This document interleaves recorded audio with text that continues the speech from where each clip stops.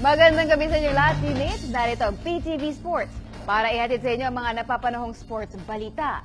Maglulunsad ang World Boxing Organization ng investigasyon ukol sa naging resulta ng laban ni the People's Champ Manny Pacquiao at Australian boxer Jeff Horn. Ito ay matapos humiling ang Games and Amusement Board ng rescore sa naturang laban. Ang report mula kay Kay Asuncion.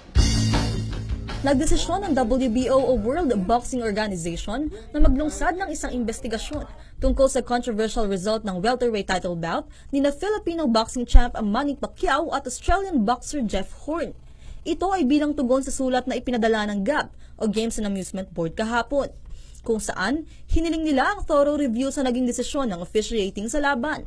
Ayon kay GAB Chairman Abraham Mitra, layo nilang protektahan ang integridad ng sport na boxing at malaman kung ano ang naging proseso sa judging ng laban ni na Pacman at Horn. Hindi naman mahaba yung sulat, it's really just a review of the fight, no? Bakit, sir, kailangan ninyong hingin yung review? Ang pakiramdam namin, katulad ng maraming netizens at maraming Pilipino, hindi maganda yung naging resulta. Feeling namin, kung mas close ang tawag, dapat sana mas maganda ang resulta. Okay. Kasi nakikita na natin hini-headlock na headbutt 2 beses, dumudugo na, tapos tinutulak pa pababa.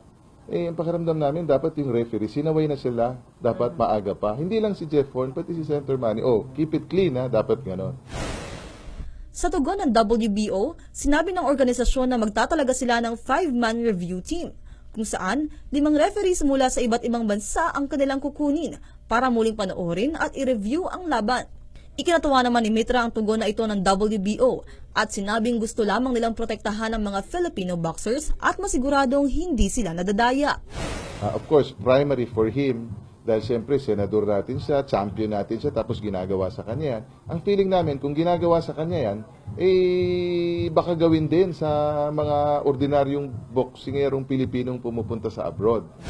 Bagamat hindi na mababago ang resulta sa laban, magbibigay daan ng review para malaman ng fans kung may naging paglabag sa judging at officiating sa naturang Battle of Brisbane.